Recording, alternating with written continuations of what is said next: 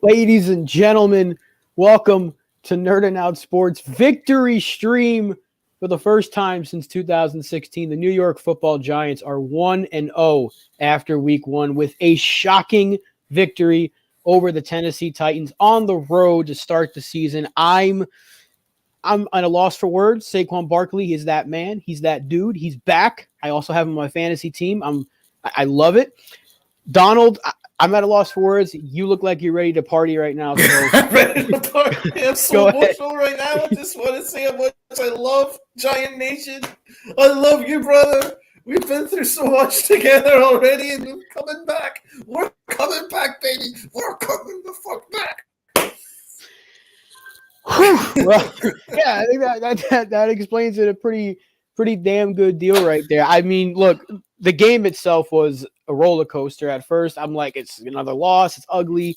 Everything that they've done wrong in the past, they're doing wrong again. And then the second half, things just changed. They put up those 2 touchdowns. They gave up a touchdown. Daniel Jones is throwing picks. He's fumbling. He's making stupid mistakes. And then Saquon Barkley and Daniel Jones, they lead that drive. Yeah. And then the cojones on the head coach, Brian Daboll, to go for it. Can you believe that? Oh, my God. Where have we seen that? I've never seen that from a Giants head coach. Ever. Ever. I don't even think Coughlin would do that. And ever. That was just a breath of fresh air. The Giants said, look, it's Week 1. People don't give us a shot. Let's go for the dub. And they got it. They got a little break there. I didn't think Bullock was going to miss, but hey, a win's a win. It counts in the win column, 1-0. Wow. I'm just at a loss for words. I can't. It's about damn time. It is about damn time. Where do we want to start, my brother? Let's start with the MVP of the game. Like he's got to have the shout out to start things off. It's Saquon Barkley. The man went nuts, finishing with 164 yards on the ground and a touchdown. He also added 30 yards receiving, so just shy of 200 yards in total. God. What was the other day? We said he's going to finish with 65, 70. Oh, I had 80. That was me being positive. Double that. And that's what Saquon Barkley did today. Unbelievable. I mean, it speaks for itself. The stat line's insane. Saquon is back, and man, is it refreshing to see. You know what was great? He was decisive. And everything he did, he was decisive. He didn't mess around. He trusted himself. That was the key. And he looks 100% healthy, and he looks explosive. He looks like he's trusting his body again. And he has that explosion that was missing last year. And he gets around the edge, and he's literally unstoppable. He's gone. What an unbelievable performance. And big balls on Saquon Barkley, man. Big, freaking humongous balls for all those drives that he led. Oh, my God. Amazing. Amazing is the best way to put it. My goodness. He averaged 9 yards a carry today. Just unbelievable depth. 9 yards? He averaged 9 yards a carry. He had 18 carries, but he had 164 yards. Obviously, the 68-yard run. Real. Even if you take away Cheers, the Giants Nation. Run. Cheers to Giants Nation for sure. I got the water bottle. Well, you got a water bottle? Yeah, I can't. I'm not a drinker anyway. It's a shocker because this team has caused many people to drink over the years with how bad they've been. But we're going to celebrate this one because it's been a long time coming to start the season 1-0. It looked like it was going to be one of those heartbreakers. Penalties, killing the defense again on these late drives. And then, Bullock missing that field goal, and everyone just went nuts. I mean, I think everyone in Giants Nation just collectively screamed. You could probably hear it from outer space. That's how loud it was. It was crazy.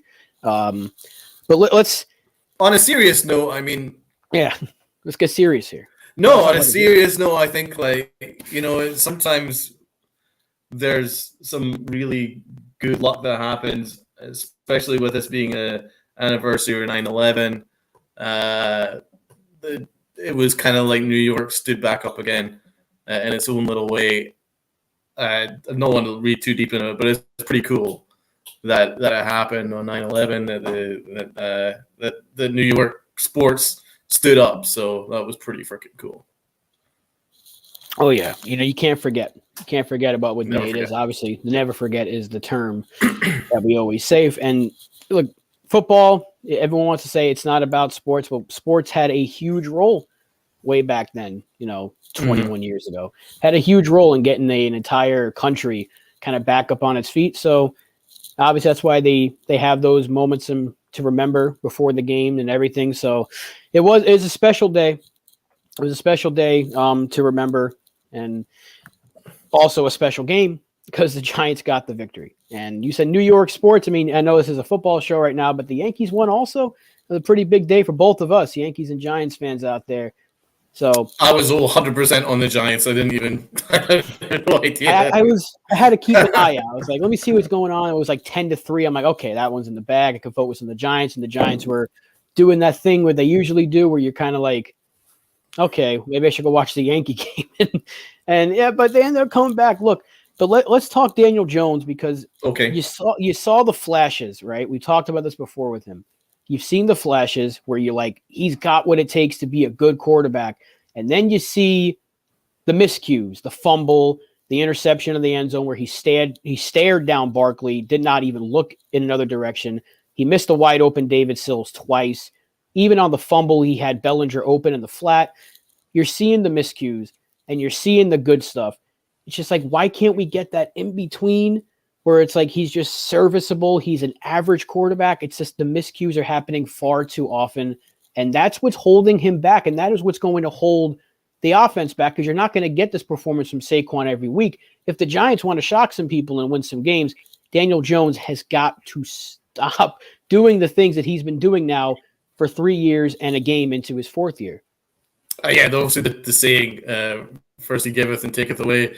He gives, takes away, then gives again, but then takes away again, but then gives some more. And it's like where are we with this? It's really hard to break Daniel Jones down because he does some spectacular things and he does some really good things. That throw to Sterling Shepard was perfect because what was great about that touchdown, the 65-yard touchdown, was the four options were taken, but he didn't stand down, he didn't panic, and he didn't check down. He saw the number 26, the defensive back of the Titans, took a step forward and obviously read Daniel Jones' eyes, misread Daniel Jones' eyes, and he took a step forward, and then that was all. It was perfect, and that split second was enough for Daniel Jones to throw a perfect dime to Sterling Shepard for a touchdown. That is Daniel Jones in a nutshell right there. He's got the arm strength. He's got the deep ball accuracy, which obviously a lot of quarters, which makes a big thing to have for a quarterback. But then he runs into sacks. Then he fumbles the ball. Sometimes he doesn't even know where the pass rush is coming from.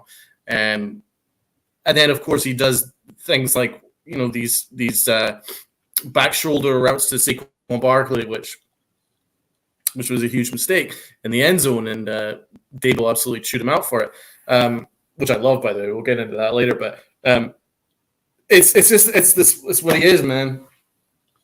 But I mean, obviously, it would have been a different story if we lost the game. Obviously, we would have been talking more about the mistakes and stuff like that. But on a positive note, that final drive, Daniel Jones showed a lot of cojones, especially when on 4th and 1, when he took the ball, spun around, and then managed to make the first down. That was a huge play right there. He made a couple of nice plays, and the big touchdown, and yeah, he came through at the end. You have to give him credit. He certainly did. Look, you can't take that away from him, even with the mistakes, and you can't overlook those mistakes because the Giants could have had more points on the board had he not thrown that pick, at least 3 more. But he came up when we needed him to. This is probably the first time in a while, probably since his first game against Tampa Bay, where he has stepped up in a drive like that. He absolutely needed to step up. He asked him, make the big plays, don't make a mistake. Saquon was great on that last drive as well, but Daniel Jones fought for that first down. He was Daniel Jones was making completions to Richie James all afternoon. He was the top target. And look, he stepped up, made the big play, and the shuffle pass to Saquon for the 2-point conversion. That was some play. My God. I didn't think they were going to get it. But look, Daniel Jones deserves his credit for that drive. It's just, dude, what were you thinking when Dable went for 2 right there? I was in the back of my mind. I was like, is he going to do it? I was like, the analytics kind of work in that favor, but it's too risky for the Giants. But what did you think? I wasn't upset about it. A lot of people were like, take the field goal, send this thing to OT, but there was still time on the clock. And either way, if you scored it or if you didn't, the Titans would have needed 3 to win it, or to win it. It would have been Titans' victory had we tied the game or took the lead. All the Titans needed was 3, and there was still plenty of time. And they had their shot. They got enough yards. The defense bailed them out with the penalties, getting them closer, and the big play from Tannehill set them up for the field goal. So I didn't mind it because I think the Giants know they're not trying to lose. They're not going to tank. They're not trying to get a top 5 pick or whatever. It looked like that in the first half. It did absolutely. But this was this was telling me that they're going to do things differently. They're going to look. The NFL's changing. We've seen more teams go for it on 4th down last year than ever before. We're seeing teams go for 2 more often. Extra points are getting missed, and field goals are getting missed left and right today. And the weather was weird. It was crazy weather out there in Tennessee today, in Nashville. So maybe Dable just didn't feel like it was a guarantee that we made it. I know it was an extra point, but maybe he just wanted to put a statement out there saying we're going to fight no matter what. We're going for the win. And hey, at first when they shuffled it, I thought, I was like, oh, he's going to get stopped. And then Saquon just fought, and I was just thrilled. I'm like, we have a coach who's willing to show that he's got the balls to make these kind of decisions, because we've seen Joe Judge. He would have said extra point, let's go to OT. Maybe let's go to OT. He probably wouldn't have gone for it. Joe Judge, he'd been like, kneel. At 13 zip, he'd been like, nah, we're done. We're toast. You just kneel down. This is a new era, people. It is. And it looked like the old one. I'm tweeting out. I'm just going to tweet out that we're live here. It looked like the old era in that first half, right? The team, they were making the same mistakes. First drive, 3 and out. Special teams gives up the big punt return. Titans go right down the field. And you're like, here we go again. Giants go 3 and out. Titans I think they got stopped, but then it was like 13-0. You're like, here's a defense. They're kind of, they're holding strong, giving us a shot. And then we got the touchdown. And then we tied the game, and you're like, here we go. And the defense gives it right back. So you're like, you're seeing the signs of it being, here's the new regime, but then it kind of reverts back to the old regime. It's like if you played the new Madden, you got the momentum bar at the top of the screen. It was just going back and forth. Oh, yeah. And that last drive, man, that was incredible. Incredible stuff. I can't believe it.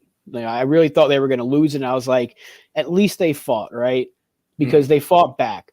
And you're like, the Titans are a good team, and we're not. We're not supposed to be. We're not supposed to be where we are against them. And we were. And for a while, we were actually stopping Derrick Henry. It was the backup that was killing us. And Henry got that one big run. But I think overall they played really well, defensively. Well, when we did the pregame preview, I felt that, I thought that Leo and Dexter Lawrence were not the type of guys that Henry would love to face. Those guys are really good run stoppers, and they came through. They really came through. I think we sealed off the edge really well, and we didn't allow him to truck through us. Really, we did so well just to kind of keep him under control and force Tannehill to air it out. And Robert Woods looks like he's still kind of recovering from injury, so he wasn't that explosive. And it was their secondary receivers who, one in particular killed us, but none of them really scare me. And it really suited the Giants because you saw that much of the second half, a lot of blitzes, a lot of pressure, and Tannehill didn't really do anything that explosive other than that one good throw, which Holmes obviously lost. And it should have lost us the game, but luckily, thank God, someone was looking out for us. Although, it was interesting, that I think the Titans kind of screwed up the last 18 seconds. They moved backwards and they used their last Yep. time out, right? Then They lose the timeout, and then that last play where they went backwards 3 yards, I think that 3 yards basically cost them the field goal because it just went wide just at the end. Look, I'll take the W any way I can get it. I mean, it's about time another team is making some questionable moves because the Giants had some questionable clock management of their own in the first half. They could have had some points there, and it was mismanaged of time. So sometimes things just work in weird ways. You see teams make mistakes that the Giants usually make, and it worked in our favor this time. But I'm looking at the numbers right now for the Titans. No one really had that breakout game. Like Hilliard killed us in the receiving game. He did. Touchdowns. But Derrick Henry averaged just 4 yards a carry, not too bad, but he had that 18-yard run. And other than that, he was kind of held in check for his standards. Yep. And none of their receivers, like you mentioned, really broke out, did anything special. So I think overall, minus some really almost costly miscues by the defense in that last drive with the penalties, I think overall we can say the defense had a really solid showing, and it's something they can build off of, especially without Kayvon Thibodeau and Azeez Ojulari. Yes, I think Martindale masterminded a very good defensive scheme for today's game. A lot of pressure, forced Tannehill to use his arms, and that's obviously not his best asset. He's a functional quarterback, no more than that.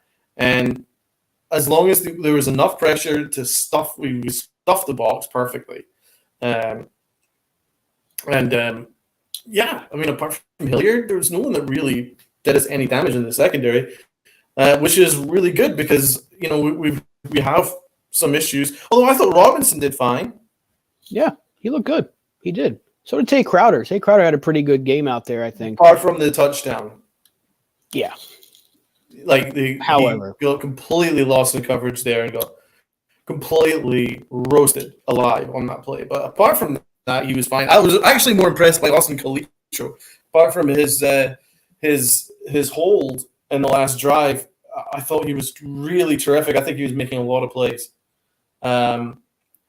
Made a couple of tackles for a loss, and especially that one on fourth down where he wrapped the guy up and then Crowder up and finished him off. That was a really good play. Remember that end around that they pull off, and the Giants were right on that. Calitro was right on that. Calitro made a couple of nice plays because we were worried about that. We were like, well, after cutting Blake Martinez, who's going to step up in the inside linebacker role? I thought I was actually quite happy with Austin Calitro. I mean, look, we need someone to step up. I mean, we know that the weaknesses of these linebackers is going to be pass coverage. And we haven't had a good pass covering linebacker probably since Antonio Pierce. So, and we're still searching for one. However, guys did step up. We were asking for it in the pregame. We said, we need someone to step up. Who's it going to be? And we can't let the Titans get those explosive plays. And they got a couple of them. There was a couple of big plays here and there. Obviously, they got the big touchdown, the big run by Henry that we talked about, the near game-clinching pass from Tannehill. So the defense gave up some of those plays, but they weren't getting beat consistently in ways we've seen them get beat in the past, where it's just like 20 yards, 15, and there's another 10, and they're going to run for 6. We've seen that far too often, but the defense wasn't allowing that.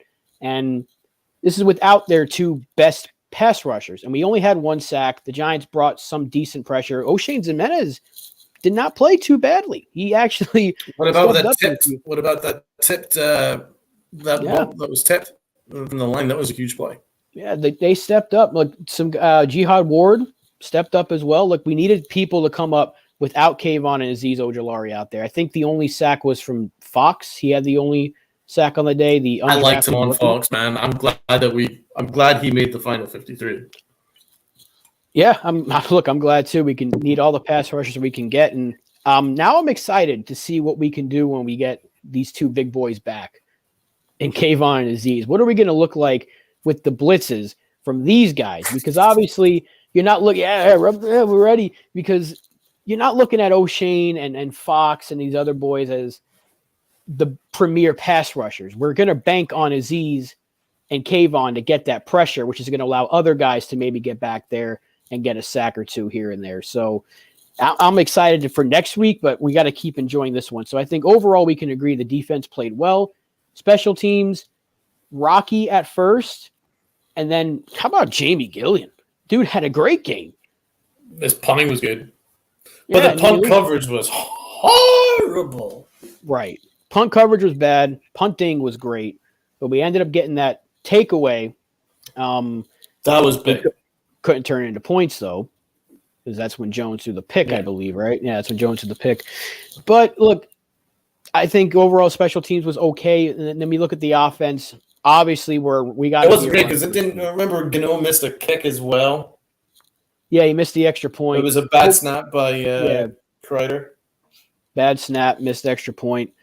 We're a run-first team. We have to be. When Saquon's running like this, you have to be a run-first team. But I'm still puzzled why Kadarius Toney was not on the field more often, because like the two times they used him, they actually gained positive yards, and he made probably the smartest quarterback decision from a giant player in this game by not throwing it on that trick play they called, and he had the 18-yard run. So I'm kind of wondering if maybe they were just easing him into the game because he's not 100%, which is why we saw so much of Richie James out there. I'm hoping that's the case, but if that was the case, why not just put him inactive and play Slayton for the week and just wait till Tony's 100%, you know? He looked fully healthy to me, man. He was making perfectly healthy cuts. All right. I think it tells you how the front office feels about Kadarius Toney. I don't know why he didn't play more. He looked explosive when he was on the field. Every play that he made, it looked like something exciting was going to happen. No, I think I only touched the ball 3-4 times. 3, 4. I think he was on the field for like maybe 4 or 5 plays. Right. Yeah. But every time that he did touch the ball, it was kind of exciting. He's got that ability. We need to make use of it. I wasn't quite sure, especially when Wandale went down. I'm shocked they didn't make use of him more. But maybe you're right. But honestly, I think it has something to do with how the front office feel about Kadarius Toney. But I mean, which I would hate. Yeah, I'm sorry. I would hate for that to be the case because has he really done anything wrong? He showed up when they asked him to show up. Asked him to show up in camp. Brian Daboll never said anything bad about him. He wasn't like, oh, this guy's not coming. He's not doing what he needs to do. He was practicing when he could. He looked good in the practices against the Jets. I mean, it's not like he's not showing up to work. It's not like he's saying, no, I got to go make a track. I got to go make a new album. Like everyone seems to think he only cares about music. He seems to be really well liked in the locker room. He's always having a good time with his teammates. So I really don't think it's a locker room thing or if it's an organization doesn't like him because he's not giving you any reason not to. He was hurt last year. It's not like he was just not playing or making stupid, like he was staying out past curfew or something, or like, hey, you need to be in at this time and he's not, or he's getting caught on tape doing stupid stuff. He wasn't any of that. He was just playing football. He unfortunately got hurt, and we saw last year how good he can be when he's out there, and we saw it again today. Like you mentioned, he looked explosive. So I'm hoping they're just saying he's not 100%. He's close to it, but let's not risk it out there in week 1 because we saw Wandale Robinson, who's probably the healthiest of our receivers, go down. And that's a shame because I was really excited to see what he can do, and who knows how long he's out for. I think he was in a boot at the end of the game there. Yeah, he had a knee injury. It's never a good sign. We need to figure out more about this Toney thing, but I mean, I felt kind of all preseason that I don't think that the front office are huge fans of Kadarius Toney because there's really no other reason why you wouldn't play him. I mean, he's our best receiver. I think we can all basically, hands down, say, without a doubt, he is our most explosive receiver. Well, 100%. There's nobody on this team that has the explosiveness that he does in the receiving group. It's him and Saquon. If you look at who's the most explosive on this team, those are the top two. And it's right now it's Saquon number 1, Toney number 2, but we've seen it. Toney is shifty. He's tough to bring down. And I just really hope that there's nothing. I'm looking at a video right now of Daboll and the entire locker room. I don't know what they're singing, but they're jamming out there celebrating the victory, and I'm looking to see if Tony's in there. I believe he's standing right behind Xavier McKinney. If that is him, he looks happy. It's not like Gable saying you get to the bag. It's on Twitter. I just liked it. I'll retweet it for you so you can catch. It looks. That's probably the most fun I've seen a locker room have since the Ben McAdoo days. There was a time where Odell was kind of leading a McAdoo chant. And look, Dable's having some fun out there, and when you win a game like that, you're going to enjoy it. Mm-hmm. You always circle back to Saquon. I mean, this has to mean a lot to him, man, because he's had games where he's like literally put the team on his back, similar to today, and the Giants lose heartbreakingly. It must be a huge relief considering what he's been through over the last 2 years, to come back and then get a W in his first in the first week after having 200 all-purpose yards. It has to feel good because he's been through a lot, Saquon, a lot. Oh, yeah. With the injuries and people doubting him, it's you going into free agency. Are you still the player you were a couple of years ago? Can you stay healthy? And for the first game, for him to put the team on his back and carry us to a comeback victory, yeah, it's got to feel good, I would imagine. He's been kind of having a little edge to him. He told people, it's like, I don't want to hear from these, kind of these old heads saying I'm just a juke around dancing running back. And that worked today. Look, that was his style in 2018, and he looked healthy. This is the healthiest he's looked since 2018, or maybe early 2019. But it's got to feel good. If you put yourself in his shoes, yeah, you'd be thrilled right now too. I mean, it really helps that. Well, first of all, the edge created some holes. Glowinski is a very good run blocker. Feliciano was fine. The only problem for me in the line was Izudu. He was terrible, and Bredesen. But there were holes created for Saquon, but not big ones, just little creases. But Saquon was decisive in every action, and that was huge because, yes, last year and the year before, he did pitter-patter. He did do a lot of spins and dances. This game, he was Saquon in his rookie year. He was explosive. He found a crease, and he charged through it. That was a different Saquon, man. I've been waiting about 2 years for it, and it's exciting. This Saquon can continue then this could be special. Could be special. Look, you have to focus your offense around him, whether it's receiving or running the ball, especially coming off a game like this. They have to come out running in week 2, because you can't rely on Daniel Jones, but if he's getting the help like he was today from Saquon, it made him look a little bit more relaxed. The exception of that pick, he looked a lot more comfortable when the running game was going, because that sets up the pass. Look, the big run by Saquon, they get the touchdown. The next drive, now the Titans were thinking, we can't let Saquon do it again, and that set up the big pass to Shepard. So you see how it all correlates. You need to have a good running game, and that can set up the pass. It's one of the oldest things you'll hear about in football. The run can set up the pass. And if you're going to get Daniel Jones settled into this new offense, his third offense, maybe even his fourth if you want to look at Freddie Kitchens' offense being different. But if you're going to set him into a new offense and get him settled in, they need Saquon. And they need to focus on Saquon getting the ball as many times as he can get it. And that's going to set things up for Daniel Jones, especially if they put Tony on the field more. They have to. They have to get Kadarius Toney on the field more. That's what I loved about our game plan in the second half. Like, it was focused. Like, the first half was a mess. It was a complete clusterfuck. Second half, obviously they went in at halftime. Dable must have lit them up like a firework. But what they came out focused. They came out and stuffed the line. Didn't allow Henry to get through the line. That was huge.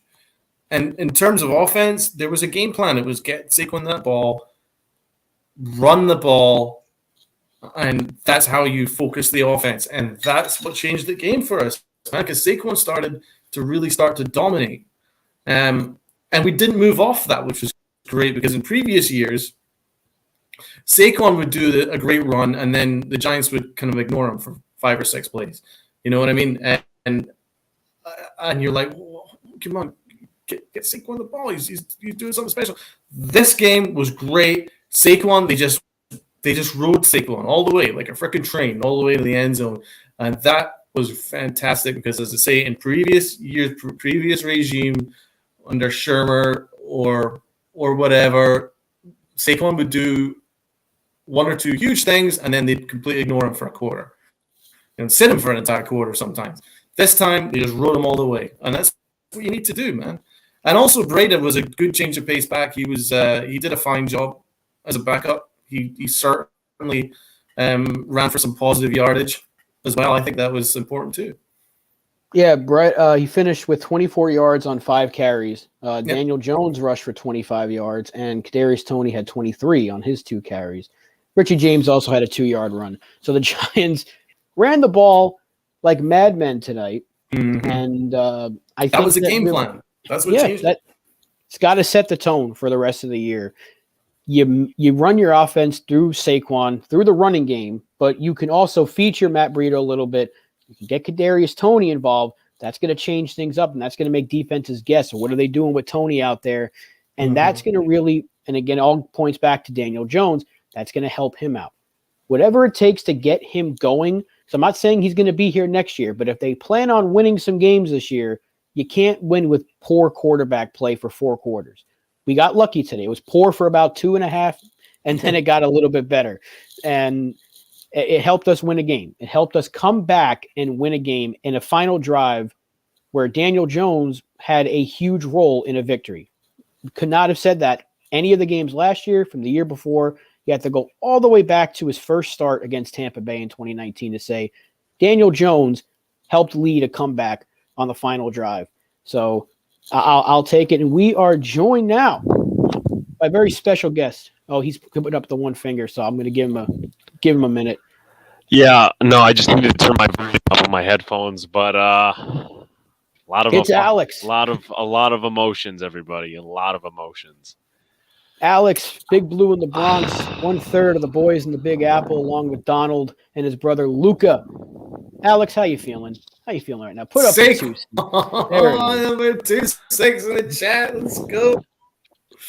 Oh man. Wow.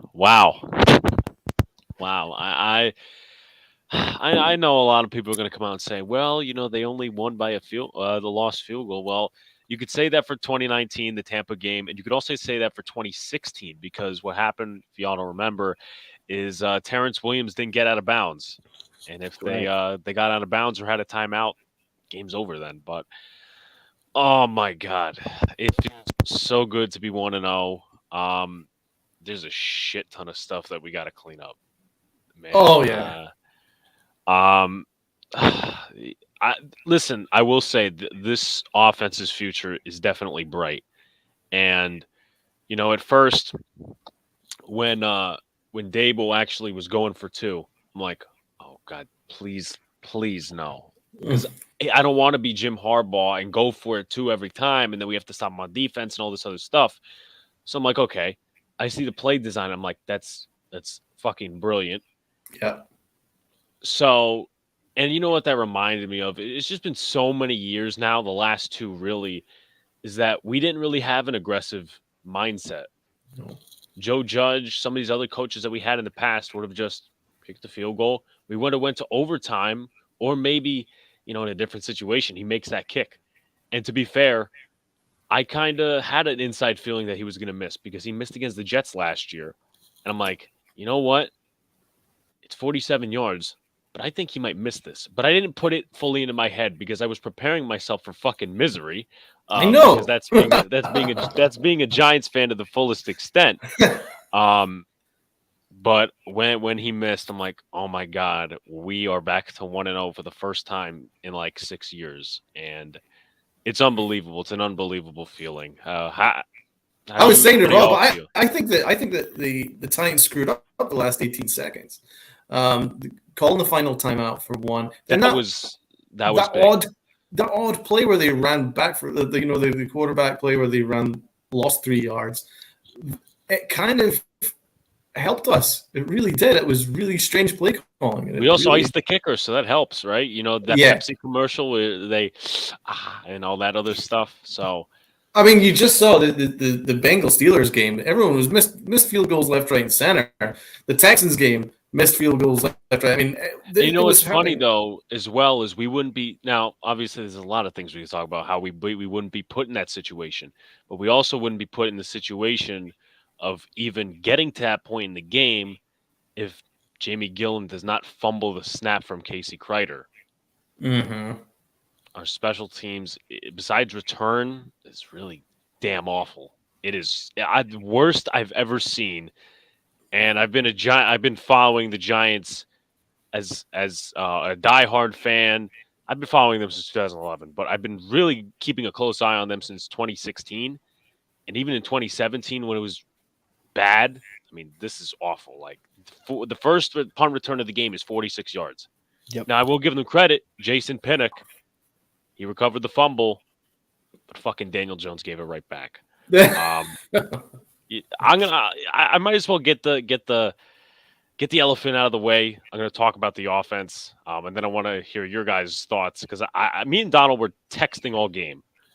Me and Donald were pretty much texting all game, talking about different things and whatever.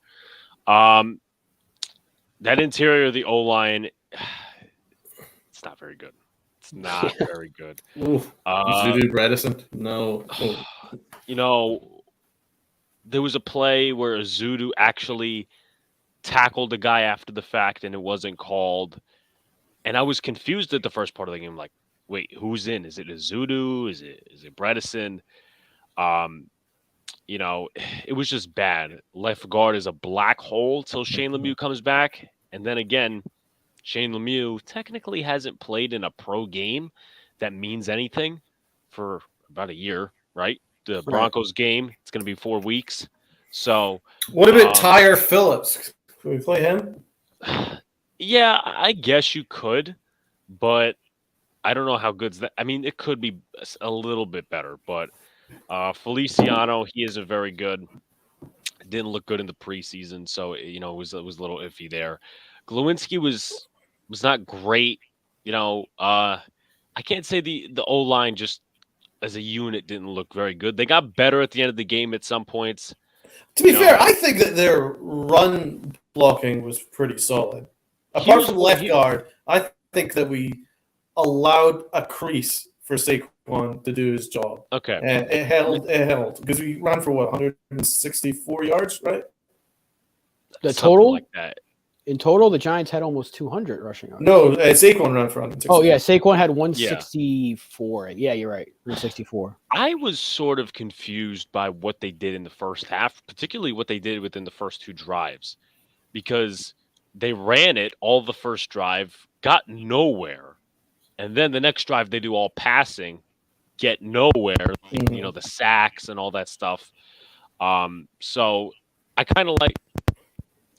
I was speaking to my brother who went to the Jets game today. He didn't have a fruitful experience. By the way, Boys of the Apples will be very interesting in terms of that tomorrow. He's not going to be happy. And we are going to be happy. We're going to be celebrating. We're going to be cheering. We're going to be. It's going to be like we're going to party in Ireland. It's like a party in Ireland, with all the beer.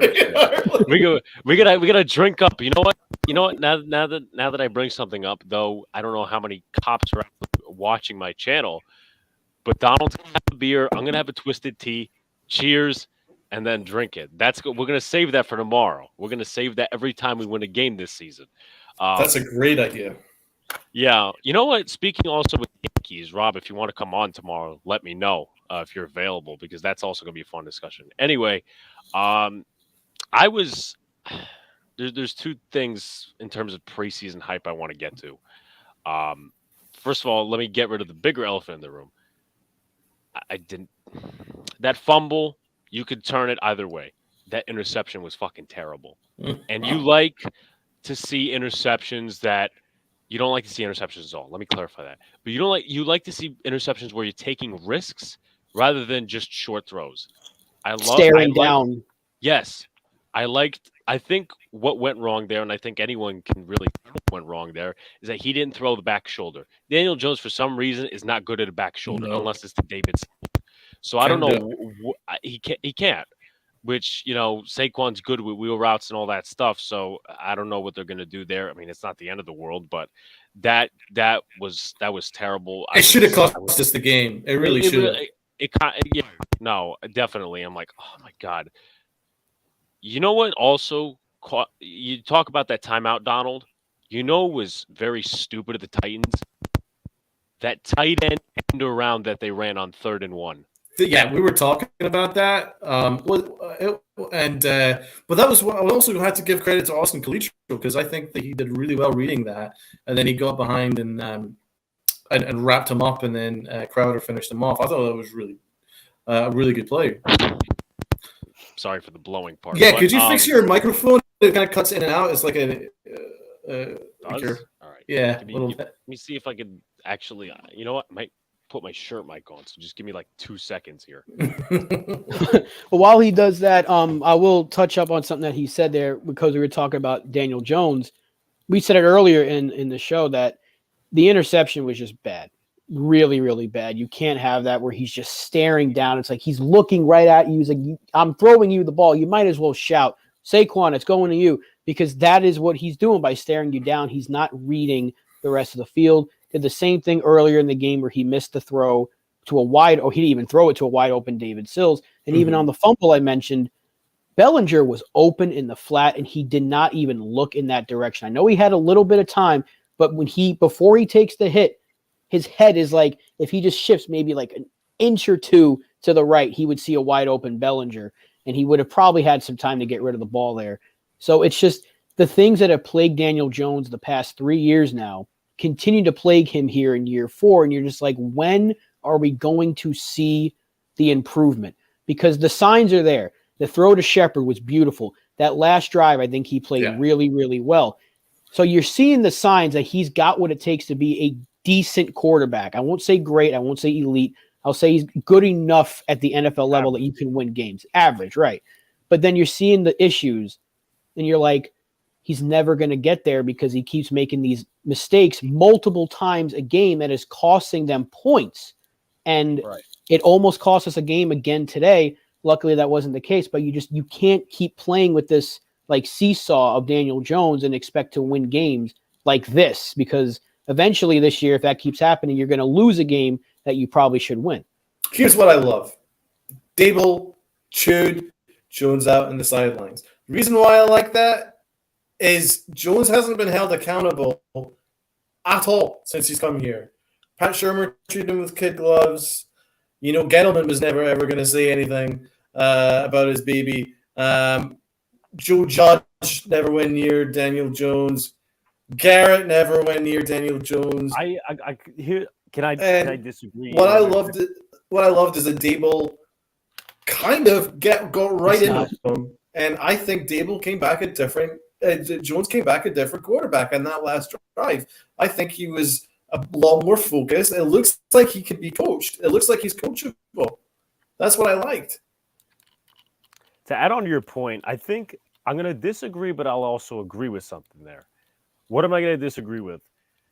There was a whole thing that Greg Cosell said in I think on a podcast that Joe Judge ripped him for every mistake.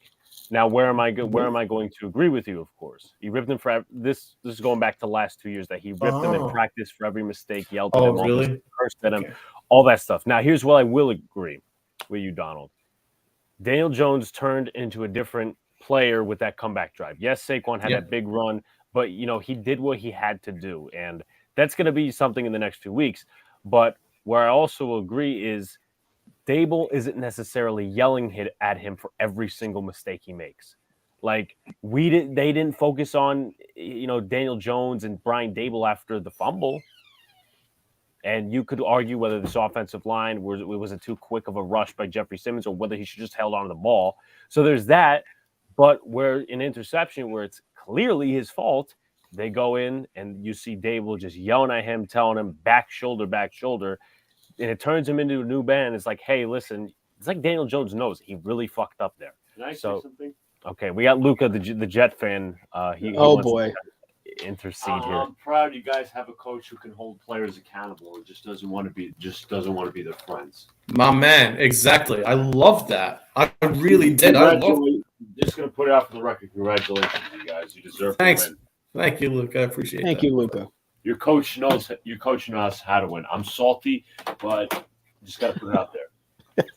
He's a damn good coach. I loved what I saw from Dable and Kafka. I think Kafka really has a really creative offensive system.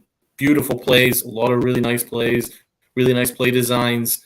You were talking about that one for the 2-point conversion, the touchdown for Shepard, some of the runs from Kadarius Toney. There were some really nice play designs, and it looks like, as I was saying to Rob, now the first half was a complete clusterfuck, but what the second half was, they were a lot more focused. We're gonna use the run game, gonna dominate the run game. And the first half, I didn't know what their fucking game plan was. It looked like they were all over the place. But the second half, they were focused and they stuck with a run, and they didn't disappear from Saquon for an entire quarter like we've seen under Shermer.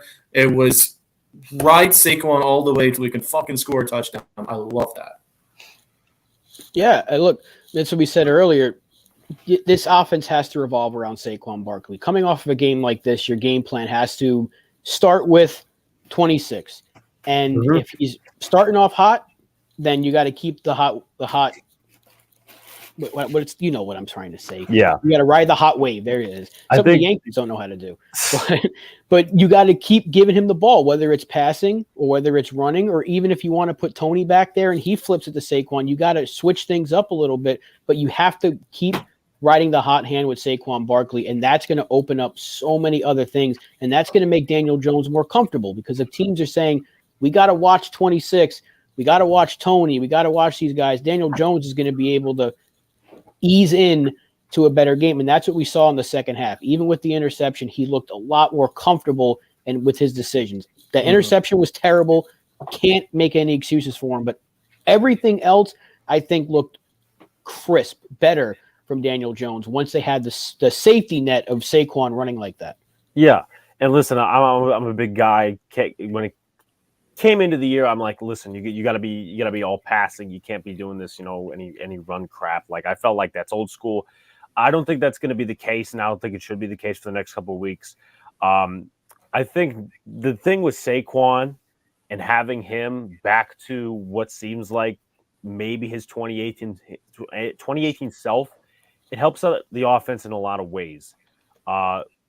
Hopefully, within a few weeks, teams don't look at this offense and say, okay, their only weapon is Saquon. Hopefully, that's not the case, because we saw what Toney did with those two plays, that end around, and then that one where it was a pass to him or something like that. He was going to throw it, and then he just turns it upfield. It's a 5-yard gain instead of a 10-yard loss. I like so there's that. Because he's very shifty. Love that stuff. I was a little confused as to why he got limited snaps. Hopefully that actually just, let's keep feeding him the ball, because, why not? I think also putting Saquon first helps this offensive line gel and trust themselves as a unit. The first half, 5 sacks is not a good stat to read. The offensive line, it was pure awful today. But one thing they could do today is run the football. So if they could do that, and obviously it's going to be a little tricky with Lemieux coming back at some point, but, I thought Azudu did decent in terms of run blocking. But if this O-line can just be a run-first O-line, set Jones as a game manager, and then in a few weeks have the offense adjusted, have your guys ready, and then, you could be a passing offense with Saquon, as dynamic as he is. The future is bright. I'm just going to say that.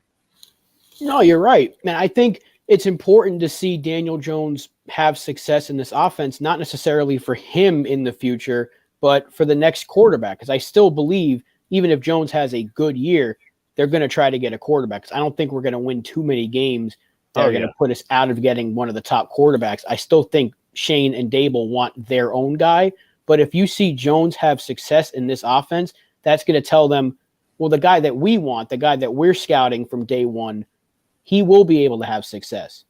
Because if Daniel Jones can do it, then a lot of other guys can probably do it. So I think it's very important to see the quarterback thrive in this system, because that's going to make whoever it is, whether it's Richardson or Will Levis, whoever they pick up in this upcoming draft, that's going to allow them to come in to a system that's already proven to be good for a quarterback, a young quarterback, a mobile quarterback, to have success. So it's a lot of factors, and it's very important to see that second half turnaround, because Jones in the first half looked just like last year and the year before. Second half, some mistakes were still there, but overall it was a lot better. So something that you're going to watch on the film, and I'm definitely going to check out the All-22, but I know the coaches are going to be doing it. Build on that. Look at the first half as to learn from your mistakes, but look at that second half of the game and say, we got to build on this. We got something here. And I don't want to keep jumping the gun because it's only one game, but we haven't won a first game since 2016, and we haven't had positives to say for a while, so it feels good. But there were things to look at and say, all right, we got something here. Now let's just build, because we've seen in the past, we feel good, and then the next week they just crush us again. We got to keep seeing that slow but steady climb up instead of that kind of heartbeat line where it's just going up and down. You never know where it's going to end. Well, here's what I loved. We didn't panic, man. In previous games when you're down 13-zip, I've just seen us give up. But they came back with a renewed focus, a renewed energy, and they didn't move off their game plan of running the football. Usually when the Giants are down 2 scores, they start trying to force, plays down the field, and it didn't work, and it led to turnovers, led to mistakes, led to sacks. The Giants just stuck to the game plan in the second half, and it certainly worked in our favor, because there was one point I thought that we were getting completely steamrolled in the first half, and it looked like we weren't even there. And I was like, wait a minute, it's only 13-0, one score, and it's a ball game. And then once we made it 13-6, I was like, fuck, we are somehow in this game despite being completely whitewashed. And that's when I started to think, you know what? If we can get a little bit of momentum here, we could actually do something, and they did. So I can't say enough about the coaching staff. What did you guys think of Wink Martindale's defense? If I may go first, Go ahead. I was a guy in training camp. Now, you saw Donald probably knows who I'm talking about. Everybody was hyping this guy. I'm like, okay, give him his flowers. But look what he did against Richie James in one of those practices. The guy I'm talking about is Darnay Holmes. He was terrible today. He was awful. Passed down to the field, was getting beat by Kyle Phillips. Mm-hmm. There was a couple holding call. The holding call. Terrible. It was terrible. Like, the defensive penalties were terrible. We would not be in that position because there was a couple of nice plays. And let me give flowers to somebody who didn't necessarily get on the stat sheet, but he had a few nice plays. O'Shane Zimenez. There was a pass breakup by O'Shane Zimenez where he just got up, defended the pass, holding, defense. Take Crowder in coverage. He was awful. He was damn awful. You had Hilliard. This was the second touchdown, which was 1st and 20, which was awful. Hilliard moved. He shifted through the formation on the left side, makes the catch, goes down the field like nothing. And the Crowder is probably the skinniest of the linebackers, maybe the fastest. Maybe Micah McFadden is the fastest. I don't know. But then also you go back to that big reception to Hilliard. It's just a crossing route. Like, he catches up eventually, but I mean, I know people are going to say, well, Blake Martinez this, Blake Martinez that. He would have helped in this game in certain facets, but pass coverage, I can't necessarily say for sure. The team definitely missed Azeez Ojulari and Kayvon Thibodeau because they probably would have gotten pure quarterback hits on the quarterback. I can't say that Aaron Robinson did too bad today. I can't say. Adoree Jackson was being picked on a little bit. And it was funny enough because I've seen Titan fans, go after Adoree Jackson, go after Adoree Jackson. That's what they did. But Darnay Holmes, man, it's if he does not straighten himself out, Cordell Flott's going to have that job sooner than we all think. Oh, I don't know about that. I don't know if I want that. Okay, defensive MVP. Who did you think was your best player on defense today? We'll start with Rob. Oh man. I think Leo had a good game. I mean, the defensive line, the run stopping in general was good, but I got to give it to O'Shane. You know, I just feel like he played, as I said it earlier in the show, he had a really good game. He was actually setting the edge. You know, he didn't have any sacks, or like Alex just said, didn't really show up in the stat sheet, but he looked good, and it gives me hope that when we do get the two big guys healthy, that he's going to be a good, third, fourth option in the depth chart, because we can't forget he was really good his rookie year. I won't say he was good. He was good for a third round pick. He was good, and then 2 years ago he got hurt early on. He was looking pretty solid. So I want to say that if he can get back to that form that he was in his rookie year, when you follow Thibodeau and Ojulari on the depth chart with him, hopefully that's a good sign, because having more pass rush is a good thing. I hope Quincy Roche stays on the team, though, just because I like him. But I think O'Shane played a really sound game today. I agree. Alex, who's your MVP? Man, I definitely saw Leonard Williams show up in the backfield a few times. I'd say O'Shane is definitely number two. A guy that impressed me, once again, not really much on the stat sheet, Dexter Lawrence. I mean, there was a play where, Henry went to the outside and Dexter Lawrence came all the way from his nose tackle position just to make that play. And that's what we want to see, right? This is a guy who, yes, he did have his fifth-year option accepted, but we don't know what he is. And we kind of lived up to the whole prospect of, okay, Wink's defense, last year and the years before has been really good with the running game in terms of stopping it. And, this may be one of the more talented defensive lines Wink has to work with. And I think, Nick Williams also played nicely today, Leonard Williams. So, those guys, DJ Davidson made a nice tackle when the Titans were stuck in their own territory. Overall, I think we just did a great job stopping Derrick Henry, but Dexter Lawrence, in my opinion, definitely stood out for the New York Giants this game on defense. Yes, it was Dexter Lawrence for me. The key to the game was stuffing Henry, and Dexter Lawrence played a big part in that. But another guy for me was Austin Calitro. I think he played pretty well. Apart from the hold in the last drive, I think overall he made a lot of plays, made a couple of tackles for loss, and he played a part in stuffing Derrick Henry as well, in my opinion. Yeah, I'm just reading something right now.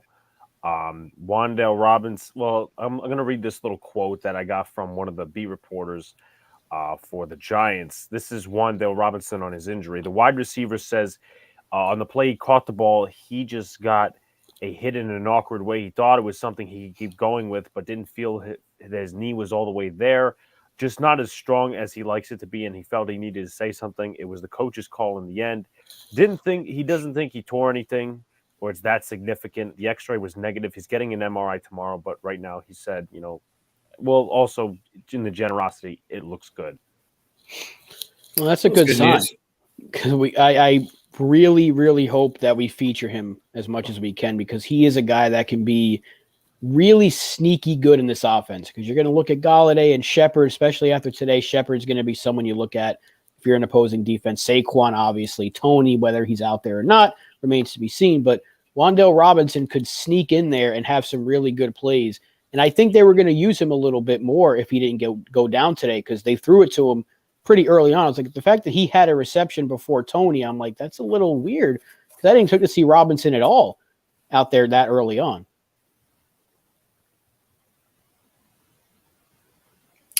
I'm not I mean, listen, what's going on with Tony, Alex? Why did he not have enough snaps?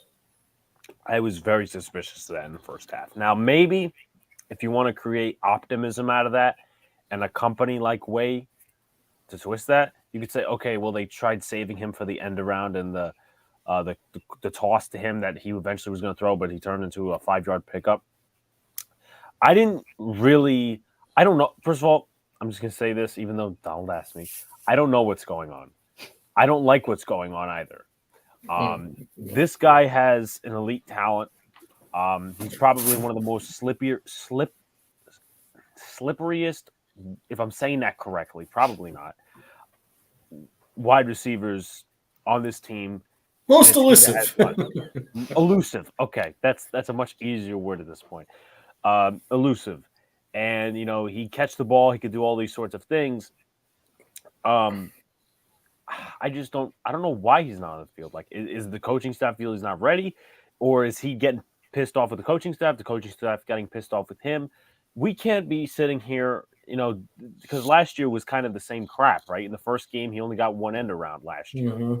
I don't want to be going around this carousel again saying, okay, well, is this going to happen with Tony? Is that going to happen with Tony? Is he unavailable? So get him into the offense or trade him. I know it's a very firm point. I know we're in week 1 only and not everybody gets the ball. But the fact that he's not even seeing the field when guys like Richie James are, and I'm not saying too bad about Richie James. He actually did sound in the receiving game today, but there's no reason that he should be in the field over Kadarius Toney. And also, why is David Sills seeing, more amount of snaps than that's where I'm getting a little concerned about that. I'm also concerned with the fact that they only used him in gadget roles. Tony can play on the outside. I mean, you could make Tony your number 1 receiver, and I'm not quite sure what the game plan is. I'm really hoping they didn't just draft Wandale as Tony's eventual replacement, because I think Tony's got a much bigger upside. I like his. First of all, I think he's got an NFL body. I don't think Wandale Robinson has an NFL body right now. He's really undersized.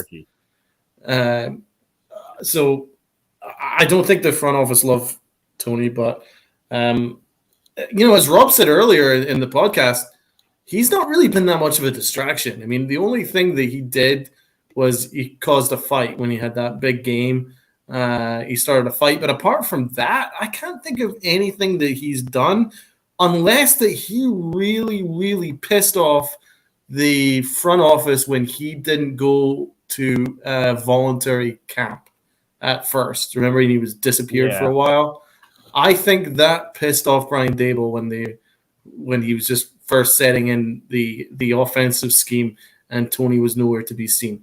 I think that hurt Tony's standing, that maybe the front office started to think he's not all in. Yeah, Donald's going to love this quote from Brian Daboll. When he was asked about Titans lining up for the potential game-winning field goal, I was hoping the son of a bitch would miss it.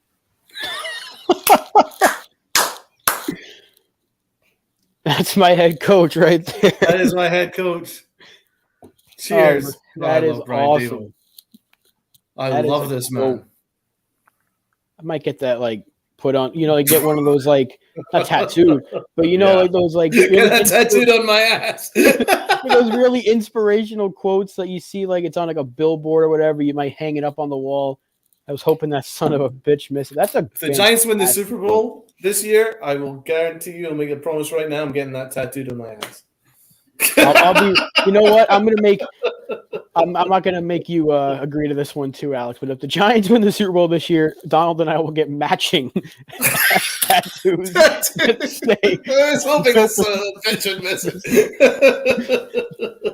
With Brian Daboll's face, I don't care. If he brings us a Super Bowl in year 1, I will do it. That is a promise right here. It's an absolute promise.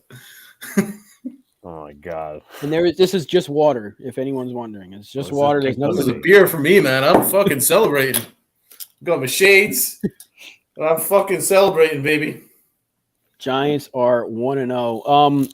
Is there anything else that stood out to you, though, Alex? Anything offensively besides Saquon, of course, but anything else player-wise? I think that's it. Saquon, yeah. I mean, I thought some situations they put Breida in were weird, but he did his job. He did good. I can't say anything bad about that. I'm a little weirded out, I must say, by the Slayton thing. If you're not going to trade him, why is he a scratch? He's not some David Sills. He's not some Alex Bachman you keep inactive. He can be an asset. He can be an outside wideout. He can do what Shepard did today in terms of that deep pass. Yeah, I just don't get it. Like, personally, I don't. Here's a positive though. Shepard looked healthy. When he's on the field, he's unstoppable. It's weird because his first year he was healthy and then he got hurt, and then he was healthy and then he got hurt, and he was healthy and then he got hurt. So if that keeps trending, he'll be healthy this year, which is good for him because he'll be going into free agency, coming off a healthy season. So I'm just hoping he stays on the field because, like you just said, he's really good and he's Daniel Jones' favorite target. So if you have a sure route runner, that makes things so much easier for number 8 back there. I love Sterling Shepard. It's a shame that injuries have really hurt his career because he could have been, I don't want to say an overall great receiver, but I'll say great receiver. I'm not going to say elite like Odell, but he could have been really, really good. I want to share something, and Donald's gonna go ballistic in a good way over this. Can I share my screen? Go ahead. All right, this is the locker room. This is the locker room after the New York Giants. Tell me when it's on the screen. After the Giants won. Trying to change the culture there, Brian Davis.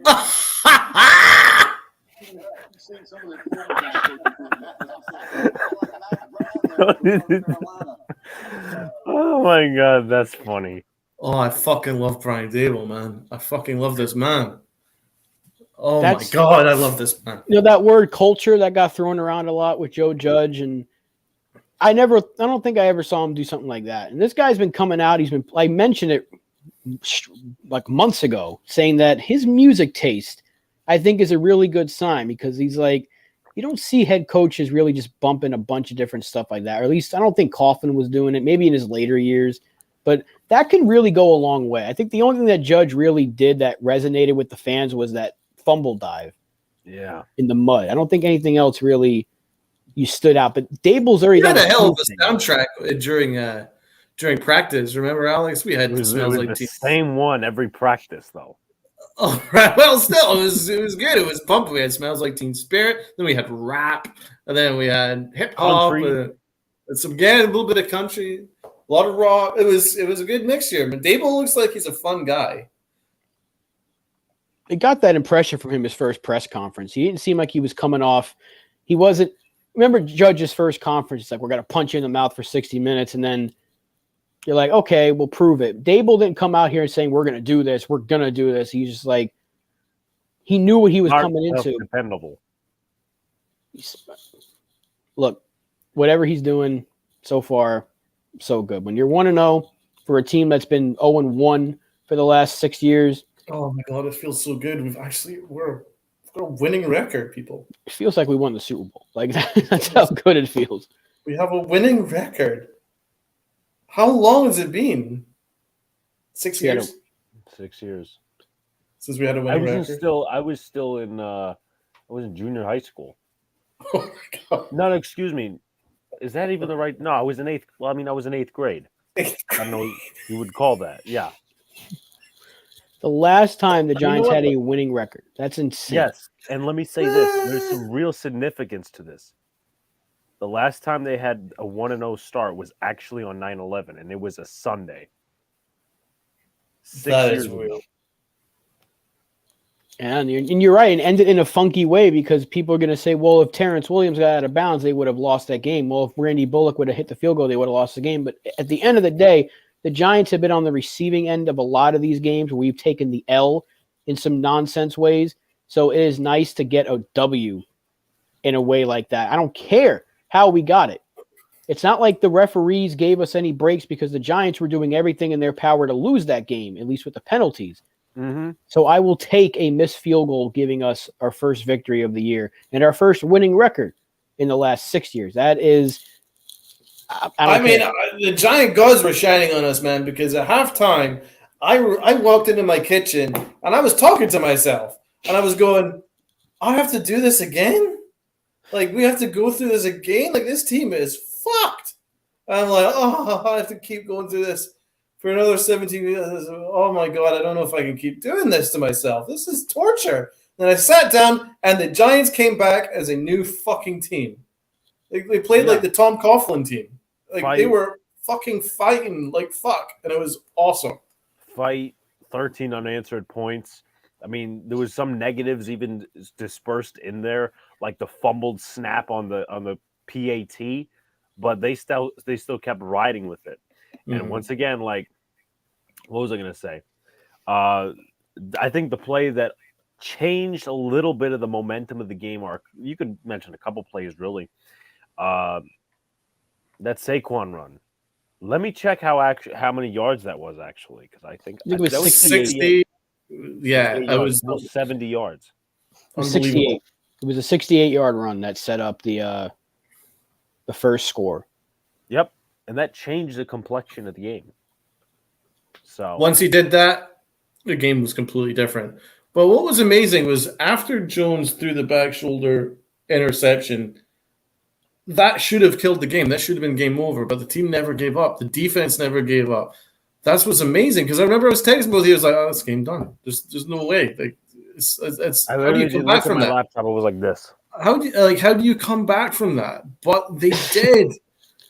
But it's like you said, Donald, you were talking to yourself when that happened, and I was mumbling things to myself, and I felt like I was going to need a straitjacket, and I was going to need a padded cell, because I'm like, here we go again. He's doing the same thing as that. Why are they still playing him? Put Tyrod Taylor. I was actually thinking to myself, maybe they should play Tyrod Taylor if they want to actually win. I was starting to lose it. To be fair, I never thought that, because I'm like, okay, well, the offensive line would still treat him like shit. I mean, we saw what happened pretty much in that Jets game. But yeah, I think, one moment it wasn't actually the Jones interception. Well, actually, I mumbled to myself a little bit there. But when Khalifo got called for the holding penalty on the final drive, I'm like, you stupid piece of shit. You 59-year-old asshole. You shouldn't even be on this team.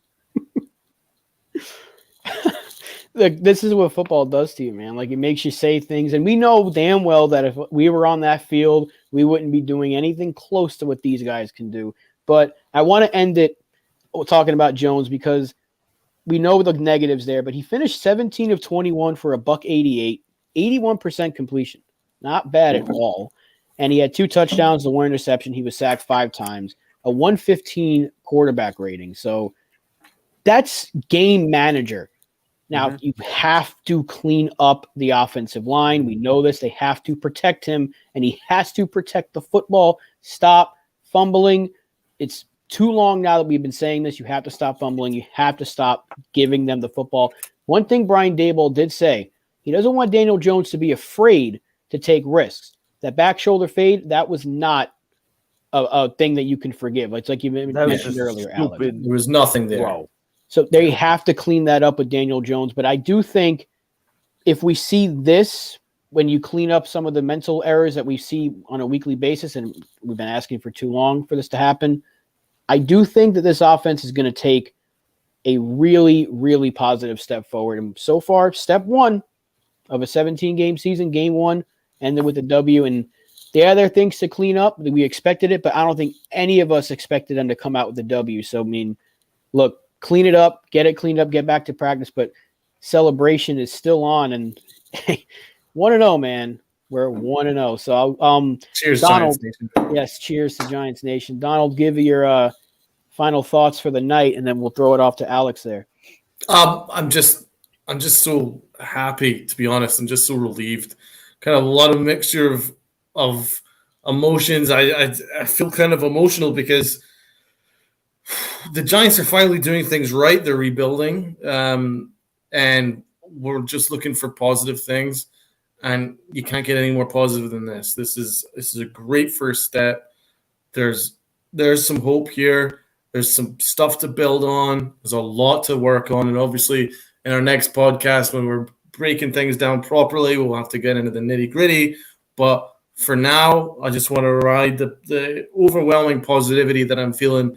It's been a lot of years of losing, and it's hard. It's hard. It's mentally tough, especially considering, me and Rob are on the older side, and we've seen the Giants at their best and win multiple championships and be a playoff contender most of Tom Coughlin's reign. It's been incredibly hard this particular I say rebuild, then failed rebuild, and another failed rebuild. But finally, we're on the right path. We've got three excellent coaches, and Dable, Kafka, and Martindale. I fully trust them with everything. I think they're doing an excellent job already. You saw it already. I loved Martindale's game plan. It was pretty straightforward. It was, stack the box, don't let Henry beat you, and force Tannehill to air it out. We were saying that pre-game, that was the key, and it worked. We did it without our two best defensive players, which is a great sign, fantastic sign. So that's something to look forward to in the coming weeks when we have Ojolari and Thibodeau with his pass rush, because I think our pass rush looked pretty good. I think that's positive. And in the second half, Kafka's game plan was great.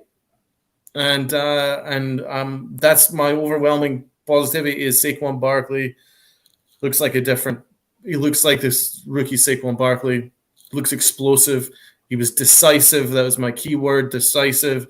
He took every opportunity, even the slightest crease.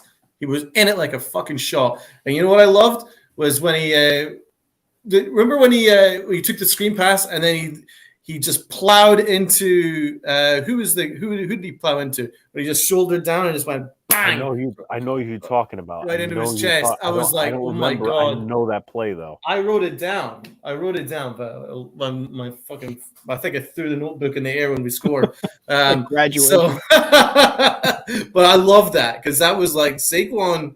That was like Walter Payton, right? What he just did there, right there. He was like, or like fucking Brandon Jacobs. You know what I mean? He's like, I fucking see you. I ain't afraid of you. I'm gonna fucking just take you the fuck out. I love that, man. So Saquon's back, and the Giants are back. Alex, follow that up.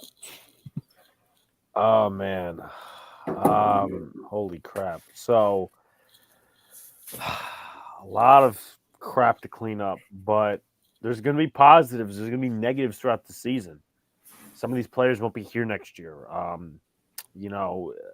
It is one win. There's going to be bumps and bruises. There's going to be times where we look like a good football team. There's going to be times where we look like a bad football team.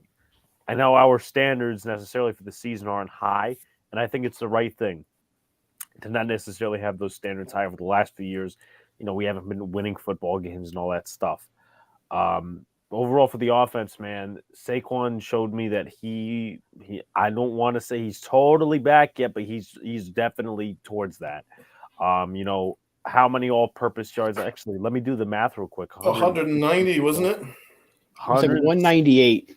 194 yards overall.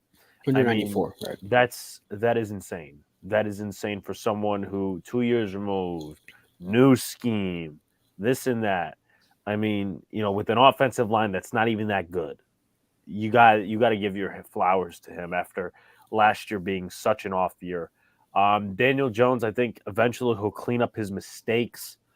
He'll have some dumb moments in the season. That's kind of the quote of Daniel Jones, unfortunately.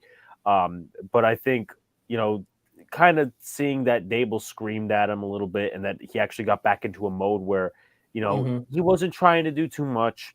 He helped lead the offense down the field. He put it into the end zone. He did everything right. That's honestly what we need to see. Not 37 touchdowns, 13 interceptions, not that type of crap. But we need to see, dude, just do your job and let the offense develop, even though you're not going to be here next year. Offensive line is a work in progress. I know Neal gave up a sack, but I honestly think that's on Daniel Jones because he could have got it out to Richie James in the flat. So I have to obviously look with the microscope how he did. The interior is not very good. Andrew Thomas, I thought was okay, but at times he got beat off the snap. Richie James looked good for someone who really shouldn't be that much involved in the offense. Galladay got a few catches. Can't be too mad about that, I guess. Sterling Shepard, love him when he's on the field and not injured. In terms of the defense, man, the running game, loving the stops in the running game. Derrick Henry is a big back. A lot of people this week were kind of discounting. Oh, wait, we have Calitro. He's not very good. And Tay Crowder, he's skinny. And Micah McFadden, he's skinny. Well, guess what? We went in there and we stopped Derrick Henry under 100 yards. Let me take a look real quick. Under 4 yards per carry.